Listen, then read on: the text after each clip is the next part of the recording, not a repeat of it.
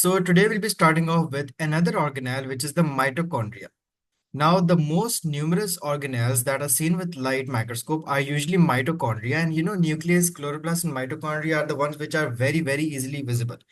Mitochondria are only just visible using a light microscope, and videos of living cells taken with the aid of light microscope have also shown us many times that how they can actually change the shape as well, how they are actually specialized to carry aerobic respiration as well. So mitochondria is also known as the powerhouse of the cell. Can you tell me why is it called the powerhouse? Because it stores the ATP Yes, and what is ATP? energy. Exactly, it's the energy carrier. The use of special strains containing silver resulted in Golgi apparatus being discovered as well. Now, Golgi apparatus is something new that you are going to study. Many special stains, many special techniques were actually used to find out what this Golgi apparatus was, and it was finally discovered by Camillo Golgi. And the Golgi apparatus collects and processes molecules within the cell, particularly proteins. Now, you don't have to remember the whole structure of the Golgi complex. That is not in the syllabus, but what you should write down as well, that its function is modification of proteins. It basically modifies the proteins.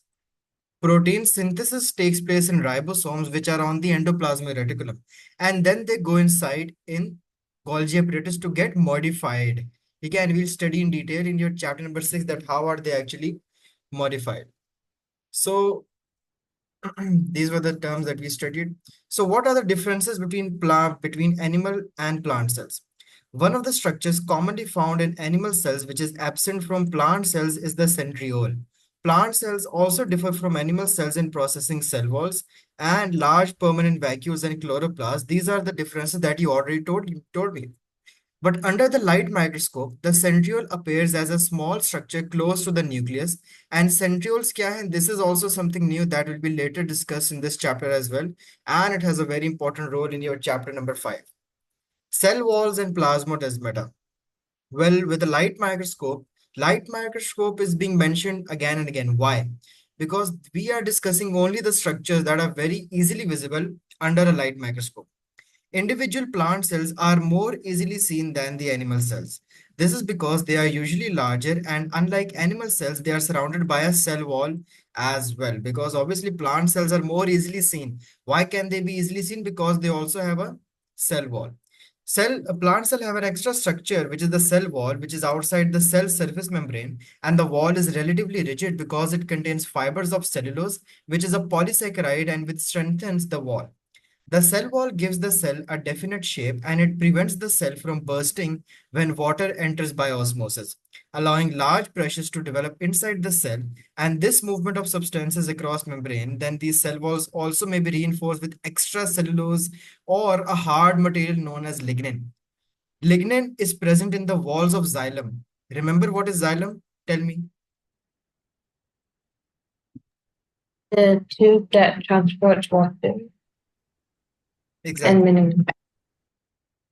So cell walls are freely permeable, allowing free movement of molecules and ions through the cell surface membrane.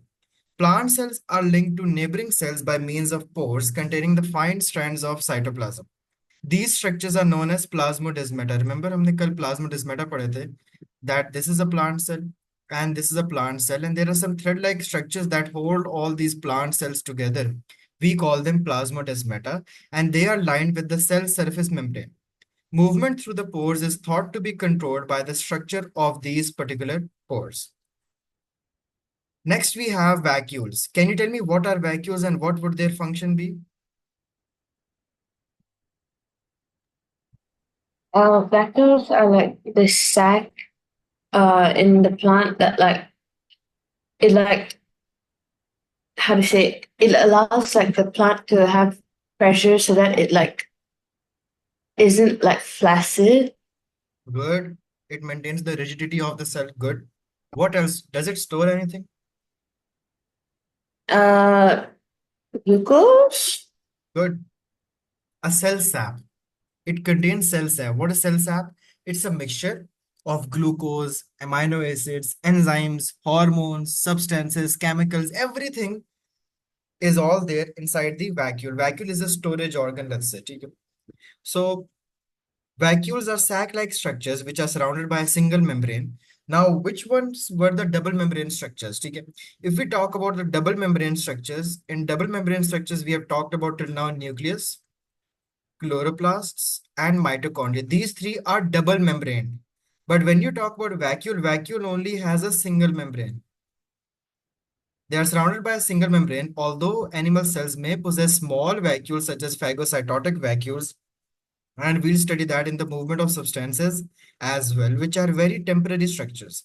Mature plant cells often possess a large permanent central vacuole, and the plant vacuole is surrounded by a membrane as well. We call it as a tonoplast. The membrane of vacuoles is known as tonoplast, which controls the exchange between the vacuole and the cytoplasm. The fluid in the vacuole is a solution of pigments, enzymes, sugars, and other organic compounds, including some waste products such as mineral salts, oxygen, carbon dioxide. These all pigments, sugars, enzyme, other compounds, gases, and they are all present where inside the vacuole. In plants, vacuoles also help to regulate the osmotic properties of the cell. What does the term osmotic properties mean? Like the water, how much water enters into the soil. Exactly, ठीक है. Osmotic is like water regulation, the water content. So vacuoles help to regulate the osmotic properties of the cells as well. They have a wide range of other functions. For example, vacuoles also contain the pigments, which the color of the petals of certain flowers and parts of the vegetables, then just a red pigment of beetroots is found in the vacuole of beetroots. Then certain flowers and roses, the red color of roses would be found. The color pigment would be there in the vacuole as well. Next, we have chloroplast. Can you quickly give me a brief? What is chloroplasts? They contain a green pigment called chlorophyll, which is the site of photosynthesis. Good.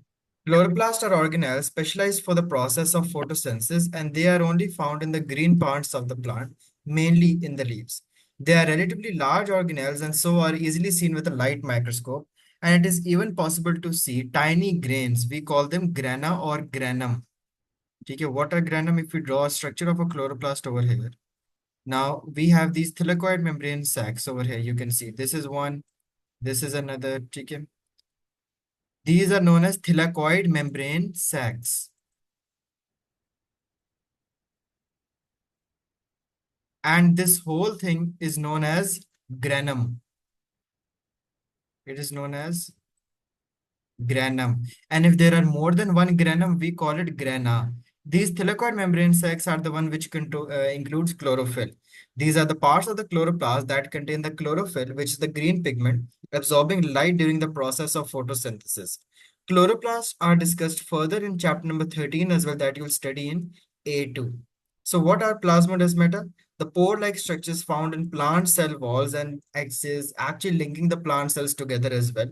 Vacuole, we have already seen, has a variety of functions. It's there in both animal cells and as well, but a permanent large one is only there in the plant cells. It has a variety of functions, including storing salt, sugar, waste products, and many more. Tonoplast is the membrane of vacuoles. Chloroplast, you have already discussed. And photosynthesis. Can you tell me the equation of photosynthesis? Carbon dioxide plus water equals to oxygen and glucose. Good. So moving on, let's talk about magnification. Measuring the size and calculating the magnification. Magnification is the number of times larger an image of object is than the real size of the object. How much times more is the object larger? Into 5 magnification means that an object is 5 times larger. So there's a formula for calculating magnification as well. Magnification is equal to the observed size of the image divided by the actual size of the image. M stands for magnification, I stands for observed size, A stands for the actual size. So if you want to find the actual size, you can rearrange the formula as well. And now the formula would become the observed over the magnification. If you divide observed by the magnification, you can find the actual size as well. Now, here you can see cells and organelles can be measured with a microscope by means of an eyepiece reticule. Now, eyepiece reticule, you'll be doing this in your labs as well, okay, in eyepiece graticules, and I'll be showing you some videos on P3 as well. What is this eyepiece graticule? It's a transparent scale. It usually has 100 division and it is placed in the microscope eyepiece so we can see it at the same time as the object is to be measured. As shown in figure 1.1b as well, this is known as a eyepiece graticule. It has some division, and on that we observe what? The observed size of the image. What is this? The observed size of the image. The actual would be given to you in the paper, and you have to find the magnification. Got it? Yeah. Good. So figure 1.1b also shows the scale over one of the group of 6 human cheek cells like shown, the selected tiles between 40 and 60 on the scale.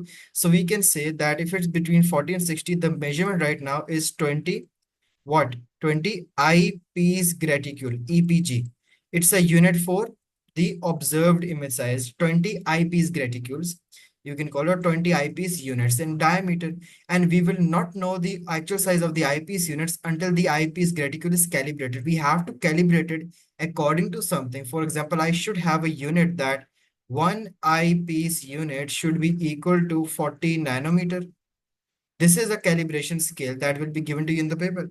So if my image size is 20 eyepiece graticule, that means that the size is 800 nanometer. This is the actual size. And this was the observed size. To calibrate the eyepiece graticule, a miniature transparent ruler called a stage micrometer is placed on the microscope stage and is brought into focus. This scale may be etched into a glass slide or printed on a transparent film as well, and it is commonly has a subdivisions of 0.1 and 0.01 millimeter. The images of the stage micrometer and the eyepiece graticule can then be superimposed as well. So if we look at some micrographs and now try to calculate the magnification by the same formula, and that is only if we know the actual length of the cell in such a micrograph. For example, if we have this diagram, okay, these are some micrographs given to you as well. And you are also given their magnification, which is 750. Now, what you can do, you can measure it. So you can, let's say in the eyepiece graticule shown in figure 1.1, 100 units measure 0.25 millimeter. Hence, the value of each eyepiece unit is what? That now I know that one eyepiece unit would be equal to 0.25 divided by 100. So this is my calibration. One eyepiece unit is equal to 0.0025. So if you now convert millimeters to micrometer, you have to multiply it by 1,000. So your answer becomes 2.5 micrometer. The diameter of the cell shown superimposed measured how many eyepiece units? 20. So this was the image size. Okay, this was the image. So now you can see that if one eyepiece graticule is equal to 2.5 micrometer, then 20 eyepiece graticule would be equal to 20 into 2.5. This is the actual size. Got it? Yeah. So the diameter is greater than that of many human cells because the cell is a flattened epithelial cell as well. Let's do another example. Calculating the magnification of a drawing of animal cells in figure 1.4. वो आगे आएगी, चलो उसको देखते हैं. Figure 1.12 shows a lymphocyte with a scale bar. We can use the scale bar to calculate the magnification. You can see this scale bar shows that this much is equal to 6 micrometer. First, you have to measure the scale bar. This is what? This is the actual size. Now you have to use a ruler. Place your ruler over here, measure the scale bar, and you would see that it is giving you 36 millimeters. Now convert 36 millimeters. This is what you're observed. Convert it to micrometer. How would you do it? Multiply by 1,000, and this is going to give you 36,000. So the observed is 36,000 divided by the actual, which is 6. And there you will get you that your magnification is multiplied by 6,000. That the image that is shown to you is magnified 6,000 times more. Got it? Yeah. How do we convert from millimeter to micrometer? Divide 1,000. And how do we do the opposite? Micrometer to millimeter?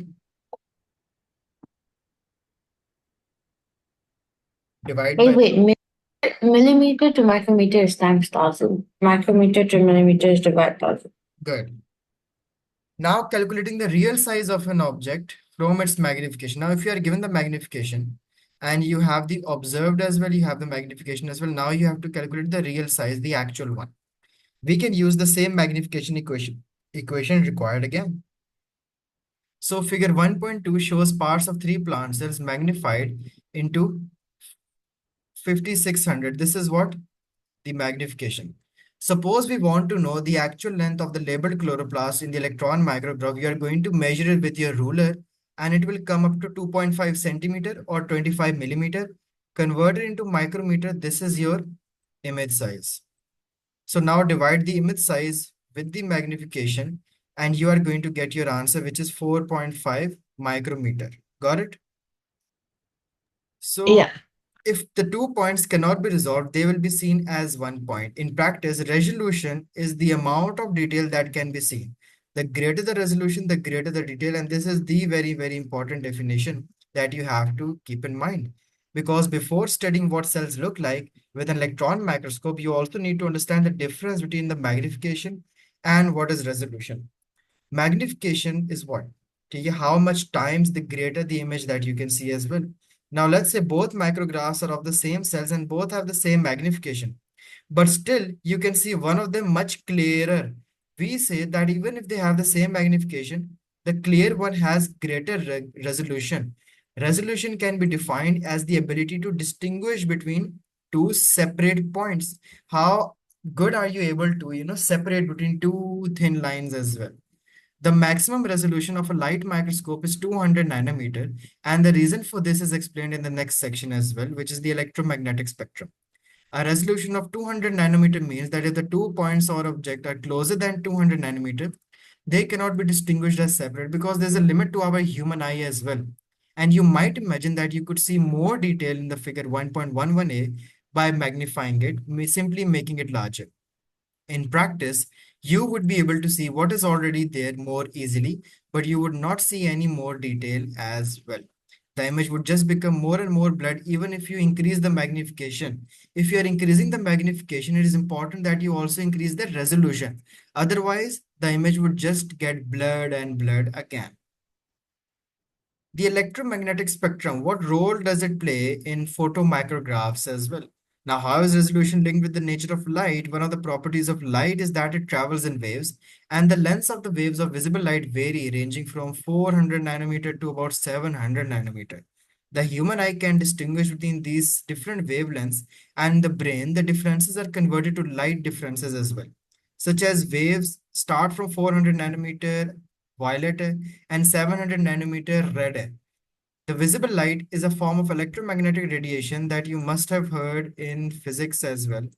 In physics, we study that red, orange, yellow, blue, indigo, violet tak jata hai.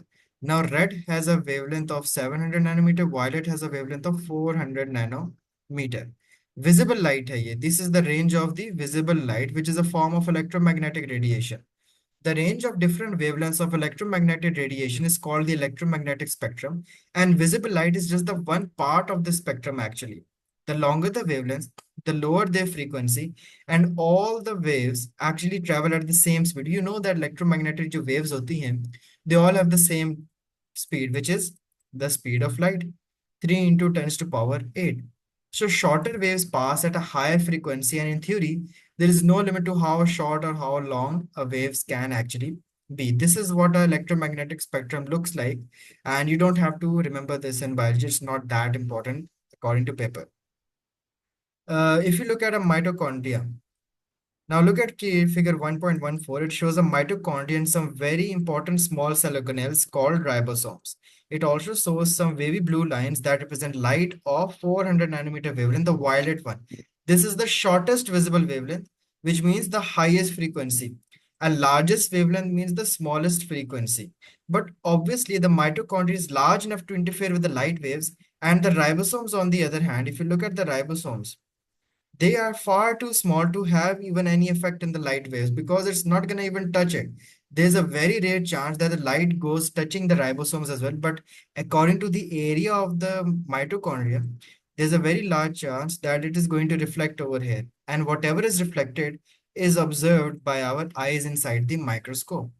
The general rule when viewing specimens is that the limit of resolution is about 1/2 the wavelength of the radiation used to view the specimen. If you are using a 700 nanometer wavelength, your resolution should be 350.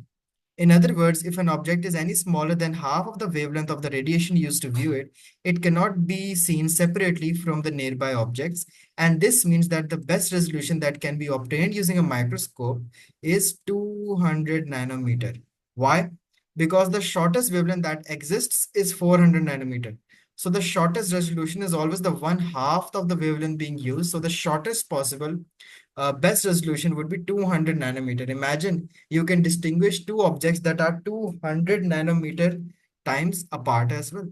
If an object is transparent, what will happen? It will allow the light waves to pass through. That is why, have you seen a microscope slide?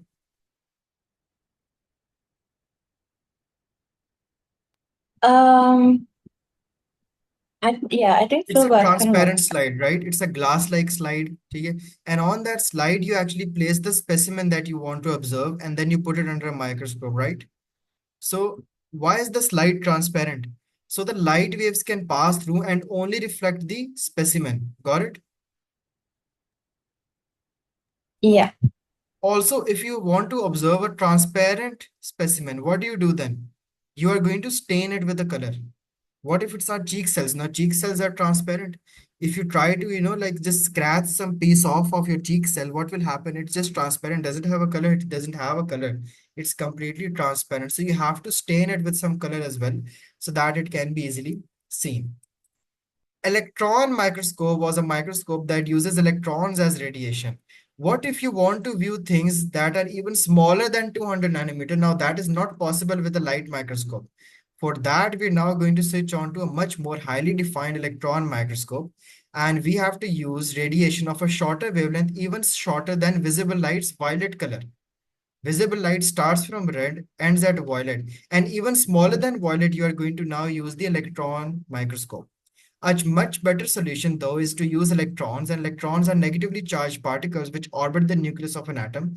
And when a metal becomes very hot, some of its electrons gain so much energy that they escape from their orbits, similar to a rocket escaping. We know that according to the atomic structure, the orbits are orbiting the nucleus, and there are electrons present in this orbit. Now, when they are touched to a very hot piece of metal, some of them are going to excite and they are going to escape from their orbits. These free electrons that have escaped from their orbits are going to behave like electromagnetic radiation. They have a very short wavelength, and the greater the energy, the shorter the wavelength is. Electrons are a very suitable form of radiation for microscopy for two major reasons. First of all, their wavelength is extremely short. Second, unlike X-rays, they are negatively charged, and so they can be focused easily using electromagnets, which is a magnet can be made to alter the path of the beam. Using an electron microscope, a resolution of 0.5 nanometer can be even obtained. But if you use light microscope, the smallest one is 200 nanometer.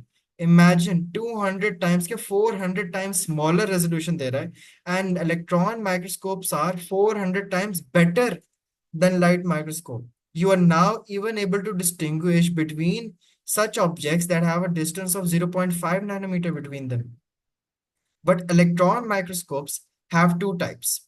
The first type is known as the transmission electron microscope, and the second is known as the scanning electron microscopes. Let me show you something regarding light microscopes, and then we'll start with the two types of electron microscopes. And the difference between electron and light is also important, and the difference between scanning electron and transmission electron is also very important. Got it? Yeah. So can you tell me, what do you understand? What's the one major difference between light microscope and electron microscope? Electron microscope has higher resolution. Good, good, exactly. And welcome back to this US Open office plan. Miller just lobbed a message way over Jones's head using some technical jargon. Hi guys, in this video we'll be looking at the principles of microscopy, magnification and resolution, the light microscope, laser scanning microscopes, and then we'll finish with a summary. So we need to understand how microscopy actually works before we delve into how the microscopes work as machines. So when we're looking at particular structures with the human eye, just as they are, we can only distinguish things that are about 0.1 millimeters apart. This is just about the size of a human egg cell. So by end to end, a human egg cell is about 0.1 millimeters, or a tenth of a millimeter. But the problem with this is that most things that we want to study in biology, the problem with this is that biologists want to study things which are much smaller than the egg cell, like bacteria and red blood cells. Otherwise, we wouldn't get far in understanding biology very much at all. For example, eukaryotic cells tend to be roughly 1 to 20 micrometers in size. Bacterial cells are often 0.1 micrometers in size up to about 5, so they can be really small. And the eyes are limited because they don't have enough magnification or resolution, which are two terms that we'll go into more detail about in the next slide. So to observe biology, we have to increase our maximum magnification and resolution, and in order to do this, we use microscopes. So in order to understand how microscopes work, we need to be familiar with two terms, which are magnification and resolution. So our eyes don't have strong enough of either of these, so the microscopes have to have enough magnification and resolution to do this, and different types of microscope have different levels of each. So with increased magnification and resolution, we can see pictures become clearer, and we can also see more detail in smaller structures. So magnification is basically describing how many times bigger something looks when we put it under a microscope. So how much bigger the image is than the real thing when we've put it into the microscope. So for example, say this was our specimen and we call it a cell or something. So to the eye, it's too small to see. So what we do is we use a lens, which is a curved glass object which can magnify the specimen to look like a large image. So essentially the specimen, the light goes through the specimen, is passed through the lens, and a large image is made on the other side. So this is what we would see, and this is our image. So the image is bigger than the specimen actually is in real life. And that's the magnification, how much bigger it is than the real thing. And the more powerful the microscope is, the greater its magnification. So if we had that specimen again here in the middle, if we pass it through this lens, then we end up with a particular image size which corresponds to this. If we use a slightly more powerful microscope and we pass the specimen through a lens again, then we end up with an image which is greater. And with a larger image we can see more detail than with a smaller image. And this means that the lens is more powerful. And this means that the magnification is greater. But magnification is not the same as resolution. Resolution and magnification are completely different things. So the resolution is something that describes how much detail we can see, how much fine detail we can see in an image. So something with a greater resolution looks sharper and more detailed in its finer structures than this one. So this has less resolution and this one has more. And you'll notice this is quite similar to a TV. Clearer, sharper TVs with a lot higher definition have more resolution than those that look a bit less clear. And the way that we define resolution is that it's the smallest distance that two objects can be apart, still appearing as two objects. So you could look down a microscope and see an object that looks like a big blob with two sides to it. So it looks like one object. And the resolution isn't that great because in real life they're two separate things, but we see them as being one combined object. If we go down and increase the resolution, so getting a more powerful microscope, then this means that the objects become clearer in being two separate objects, as they really are in real life.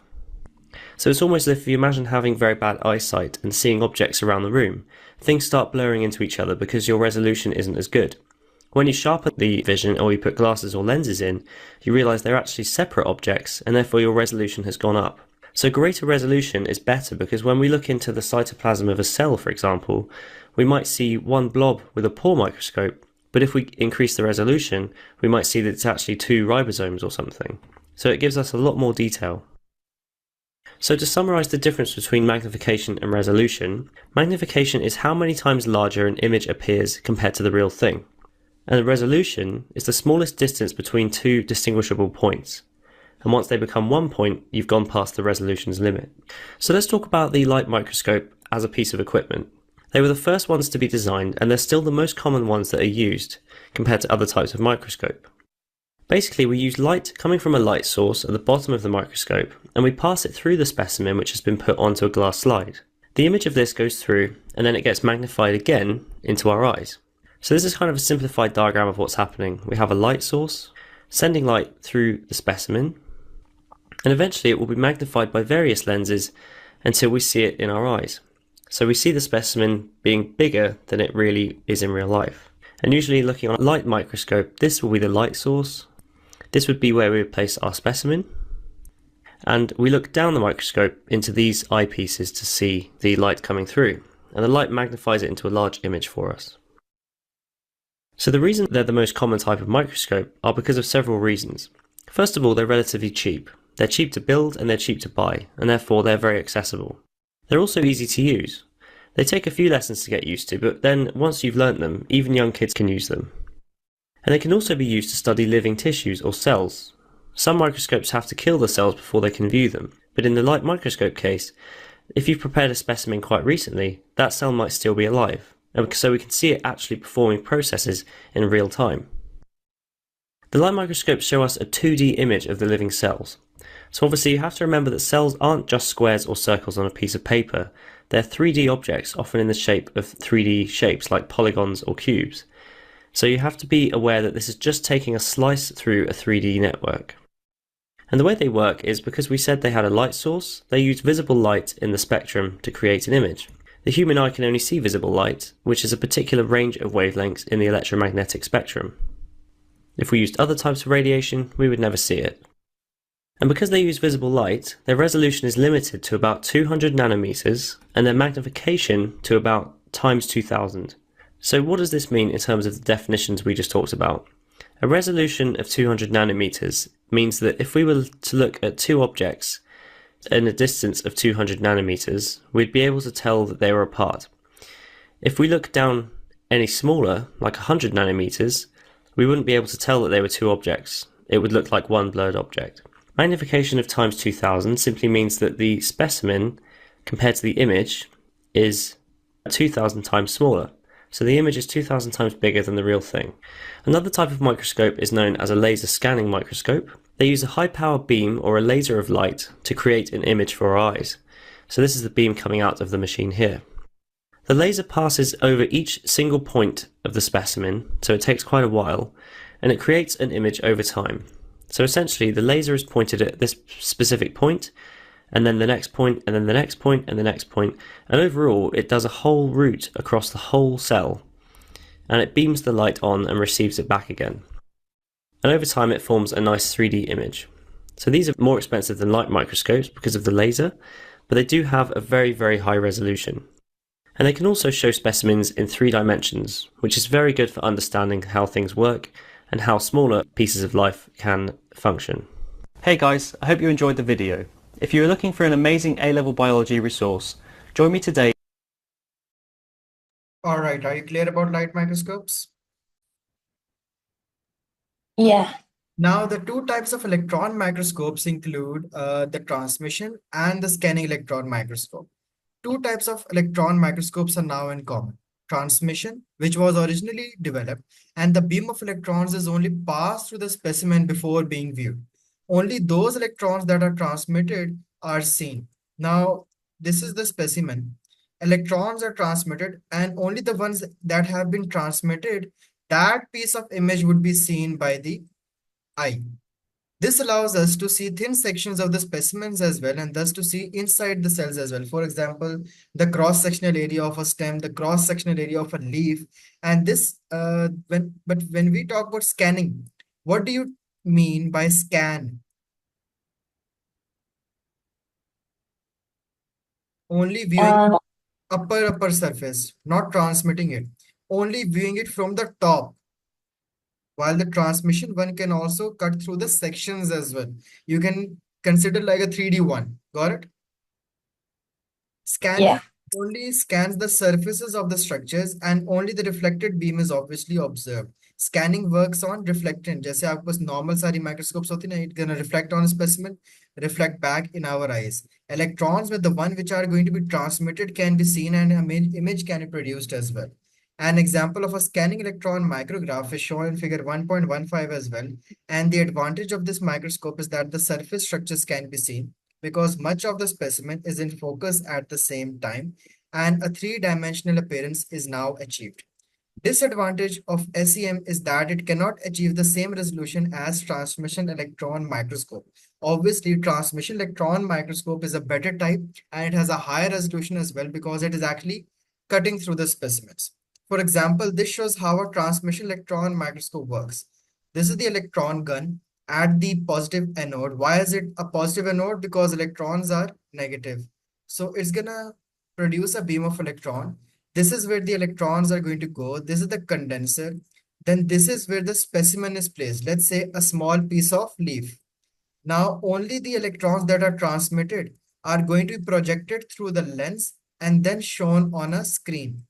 Let's say a small part of the leaf, this one has some electrons transmitted. So on the screen, you can now easily view this part of the leaf once the electron that has been transmitted is projected on the screen. Got it? Yeah. It is not possible to see an electron beam. So to make the image visible, the electron beam has to be projected onto a fluorescent screen as well. And the areas hit by the electron shine brightly, giving overall a black and white picture. जो transmit हो जाएंगे वो जरा bright shine करेंगे.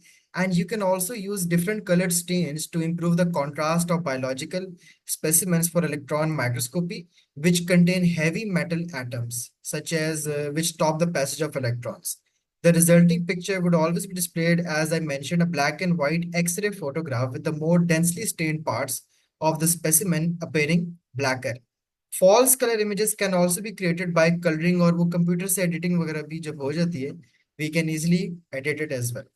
The electron beam and therefore the specimen and the fluorescent screen must be in a vacuum as well. Why vacuum? Because if we have air present in the column, if we have air present over here, what will happen? The electrons won't be alone. There would be some air particles as well. And the electrons are going to collide with the air particles, giving us false images as well. And they won't be able to transmit or scan the specimen properly. If the electrons collided with the air molecules, they would scatter, making it impossible to achieve a sharp picture. And also, water boils at room temperature in a vacuum as well. So all specimens must be dehydrated because none of the specimen that you produce has water molecules. This means that only dead material on non-living can be examined. In a transmission electron microscope, it is important that the specimen is dead. It's not necessary in a scanned microscope. So this is all for your electron microscopy.